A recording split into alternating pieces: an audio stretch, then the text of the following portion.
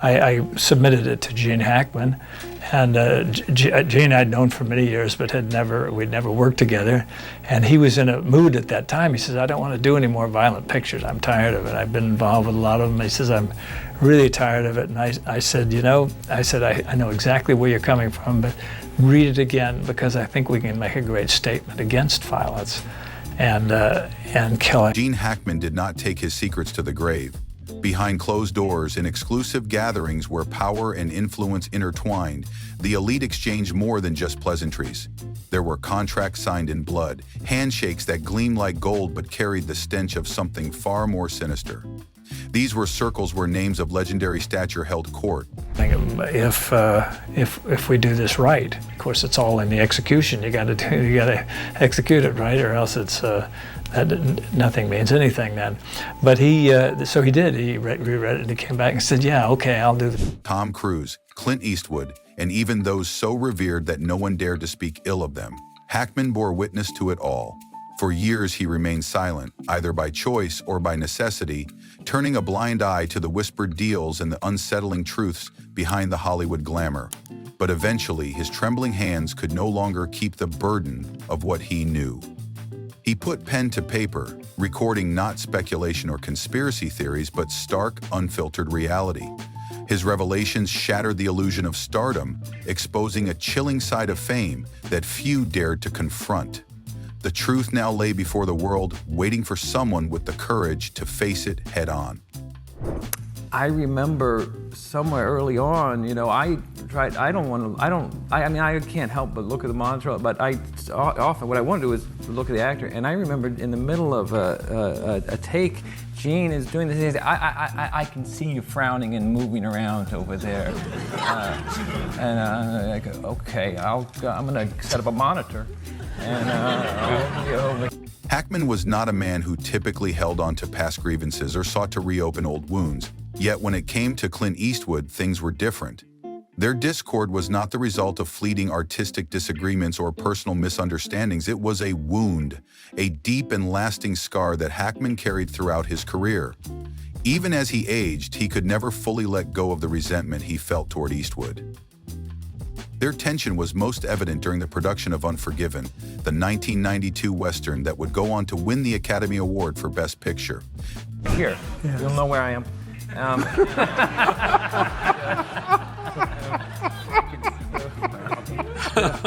Well, Gene, I've worked with Gene and the same thing, but he's so ready to go. He's so prepared that the first scene I ever did with him was with Morgan Freeman and Gene, both excellent actors. And I got about 2 lines into the scene, and I said... On set, Hackman played Little Bill Daggett, a character requiring nuance and emotional depth. Eastwood, both the film's lead and director, maintained tight control over the production, dictating the film's pacing and tone. Hackman quickly realized that their approaches to filmmaking were worlds apart. In private, he once confided to a colleague, "Clint is just a cowboy who knows how to press a button, not a real director." That sentiment captured the essence of their disconnect.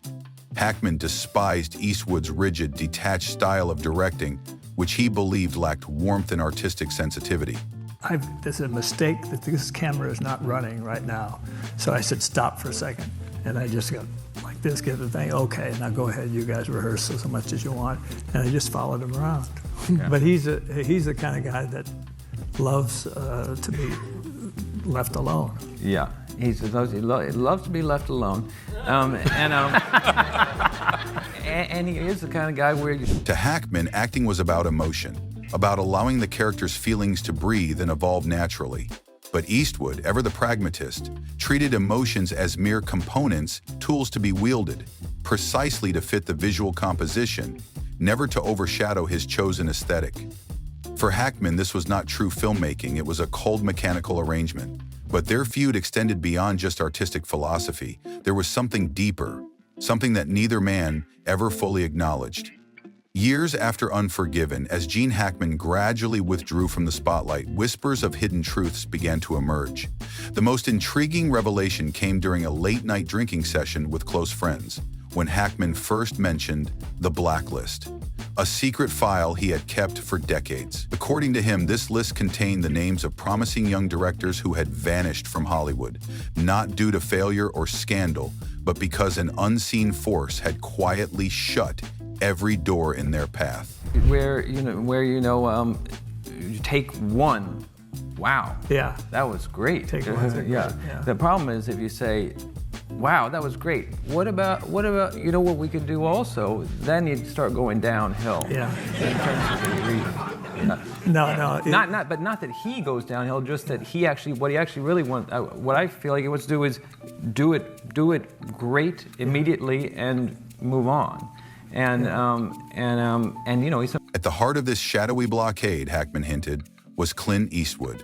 He never openly accused Eastwood, Hackman was too careful for that, but in scattered notes, cryptic remarks, and the pauses between his coughs, he left a trail of unmistakable clues. Clint was more than just an actor or director. With his extensive network, unparalleled influence, and almost mythical status in Hollywood, he was a gatekeeper. And those who challenged him, questioned his authority, or refused to fall in line found themselves erased and turned into footnotes in an industry that no longer remembered their names. Hollywood was never a playground, it was a battlefield of power, a chessboard where only a few knew how to play the long game. Clint always knew how to play the long game, Hackman reportedly told an anonymous journalist, one of the few times he ever alluded to their complex relationship. That statement was later found scribbled in an old notebook, one of the many personal items discovered after Hackman's passing. somebody who you can do that. Yeah, you can do that with him. So it's spoiled. So he gets annoyed when people are indecisive. And I've watched him with other directors, and he'll get really annoyed. I'm aware of that. Though the blacklist was never publicly revealed, those who heard Hackman speak of it knew it was real.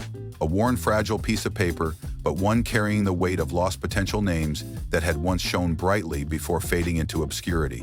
In his later years, Hackman was often seen holding that list, quietly studying each name, sometimes murmuring they never stood a chance. He never openly condemned Eastwood, but there was a flicker of regret in his eyes, a buried anger at a system he had, willingly or not, helped uphold. But Hackman's battles weren't just against individual power players, they were against an invisible empire. One of the most insidious forces lurking behind Hollywood's curtains was Scientology, a network of influence stretching across the industry. Ironically, Hackman and Tom Cruise never shared the screen, never clashed in public, and yet between them existed an unspoken divide. Suspicion, fear, and an unnameable disgust built a wall between them, one that neither man ever attempted to breach. How about The French Connection? That might be one of the finest films ever made. And You're too kind. No, let me give you that $20. And I'll give it back. But yeah. Gene Hackman in that, was Gene comfortable? Because here's why. It's in the early 70s when that was made, Adam 12 was on TV, so people's understanding of what cops were like in terms of the Hollywood version, in the real world, in some of the poorer communities. In the 1990s, Gene Hackman received 2 offers for major film projects, both of which could have revitalized his career. Yet, after a brief conversation with the producer, he declined outright. It wasn't about the script, the director, or even the paycheck. The sole reason was a name at the top of the cast list: Tom Cruise. Hackman didn't bother to hide his disdain. In a candid conversation with a colleague, he sneered, calling Cruise the most dangerous missionary kid in Hollywood. To him, Cruise wasn't just an A-list star, he was an extension of Scientology, an organization Hackman believed was less a religion and more a sophisticated system of mind control designed to wield power over Hollywood. Hackman had no interest in being anywhere near it. What unsettled him wasn't the bizarre rumors of secret ceremonies or outlandish beliefs. It was something far more chilling than he himself had been marked. He's had a very real relationship with the police officers.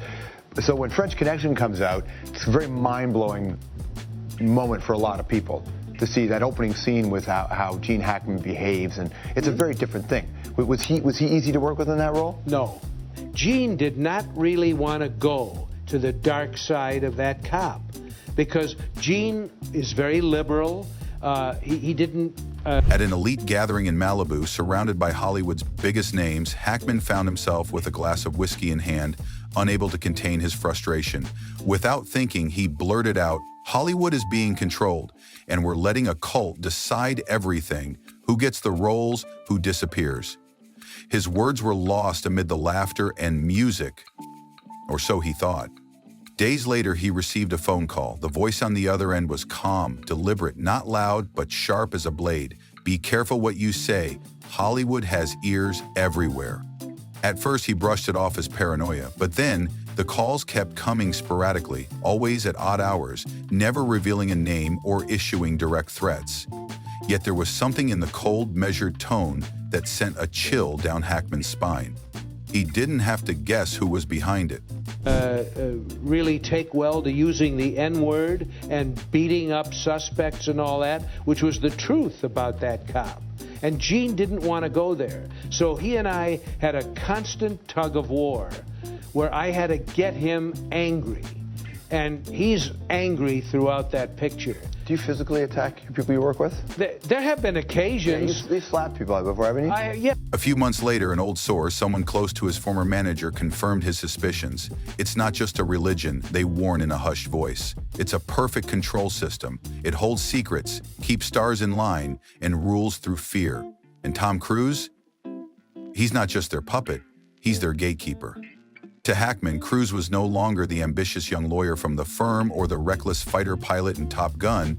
He had become the face of something far more insidious, a symbol of a hidden power structure, one that Hackman had glimpsed just long enough to recognize the danger. He knew better than to step too close. In his final years, he would occasionally sit in silence, lost in thought. Perhaps it was regret, perhaps it was a relief. Either way, he had survived because he knew when to walk away. Performers give everyone, not just me, but just everyone, and it's very important. I can't tell you how exciting it is to go on the set and to work with people who really know what they're doing. And this little girl was under great pressure too during the middle part of the film, and they were terrific. Gene Hackman rarely spoke of Tom Cruise, but among his personal notes discovered after his passing, one small crumpled piece of paper stood out. It bore just one chilling sentence: "He's not the king, he's the gatekeeper." For those who understood Scientology's grip on Hollywood, those words were enough to send a shiver down their spine. If Cruise was merely a gatekeeper, then what lurked beyond that gate? Even Hackman, a man unafraid to speak his mind, never dared to put it into words. Hollywood, with all its glamour, was never just a playground for artists. It was a battlefield where silent wars were fought. In the golden era of the industry, Hackman and Warren Beatty seemed like an unlikely but perfect pair of two actors at opposite ends of the spectrum. Hackman was the brooding, intense performer who built his career on raw talent. Beatty, on the other hand, was the suave, charming star, a man whose smile could open doors but whose real power lay in the secrets he kept. He likes anything that's confrontational, because confrontation is drama, and drama is why we're here. Regrettably, I haven't made any more movies with him because he's my favorite director, simply. With me anyway, we had this thing where on the last take, For years, Hackman considered Beatty one of the few genuine friends he had in the industry, a rare confidant in a world where trust was as fleeting as a studio executive's promise. But that friendship shattered in 1984 on a night Hackman would never forget. At a prestigious awards ceremony, Hackman stumbled upon a conversation he was never meant to hear. Tucked away in a dimly lit corner, Beatty stood with two men in sharp black suits, their words cold and deliberate. One of them mentioned the name of an A-list star, a name Hackman never repeated, who had been accused of inappropriate behavior during a private audition. What sent chills down Hackman's spine wasn't the revelation itself, but Beatty's reaction or lack thereof. No shock, no hesitation, just a simple, calculated response. Handle it quietly. 3 words, spoken without emotion, yet carrying the weight of a verdict. Together. Amazing. What a cast. What a cast of people. You have said that he was your favorite actor. What did you love about Hackman? I think I told him every morning he was my favorite actor.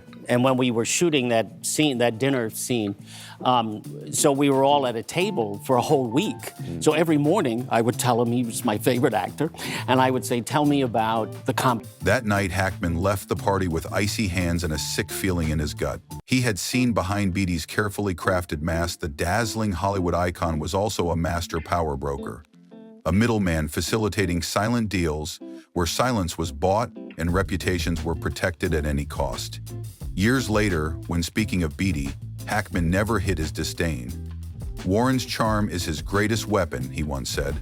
Behind the smooth handshake and easy grin lay a hidden empire, one built on whispered deals where power and influence determined who thrived and who vanished. Subscribe to our channel to watch more videos like this.